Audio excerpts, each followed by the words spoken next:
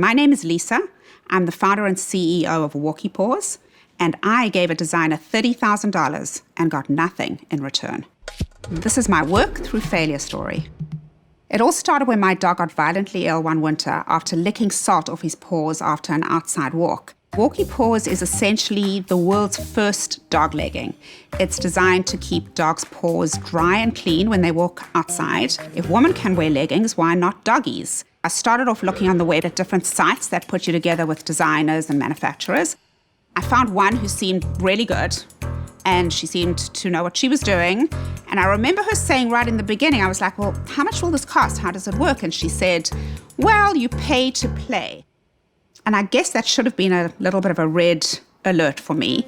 But nonetheless, we moved forward and I started working with her. This designer was working with us to help us to bring the product to market. And we needed to figure out how would the legging that was on the floor, the booty part of the legging, keep the dog's paws dry. It would have to be waterproof, and it would also have to be pretty durable and resistant for dogs walking outside. She was working with me every week with meetings and doing all sorts of fittings and coming up with new prototypes. We'd also met once or twice with someone who was potentially going to produce the product for us. It was a lot of meetings and the bills were piling up. It got to a point after about 5 months where I had spent close to $30,000 with this design company.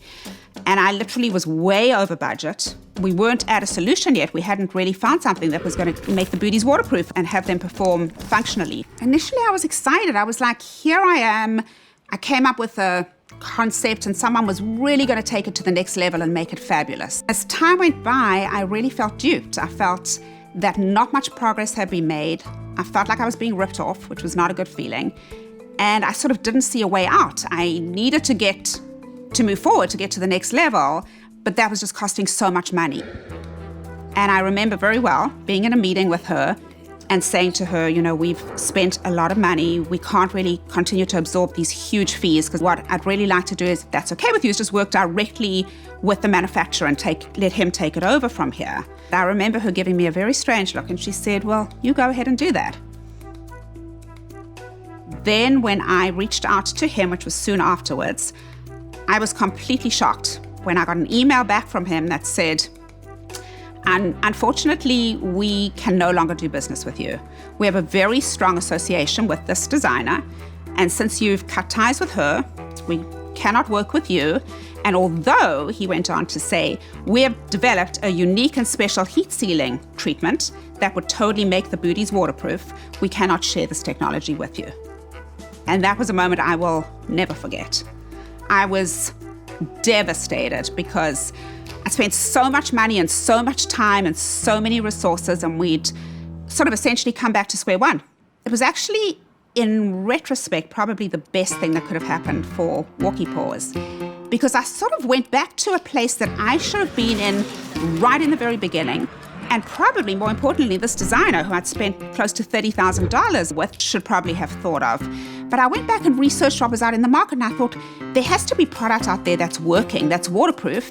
And lo and behold, there was a product that was a rubber. I decided to go in that direction. It was amazing. It just took off. It all came together, and at a fraction of the price of what the original product was going to cost. What happened was, oh my God, like that almost needed to happen for me to get to the next place. Literally, if we had gone on and done the heat-sealed silicone product, it would not have been as good a product as the natural rubber we have right now. I think it's very easy to just give up. And at that moment when I had that issue, I sort of felt like crawling into a deep hole, putting the covers over my head and just saying, done, I'm not doing this anymore. And I think you've got to resist that urge and really persevere. And very often you'll find that something opens up thereafter that's actually better than what you were looking at initially. Hi, I'm Alex, and I have a confession to make.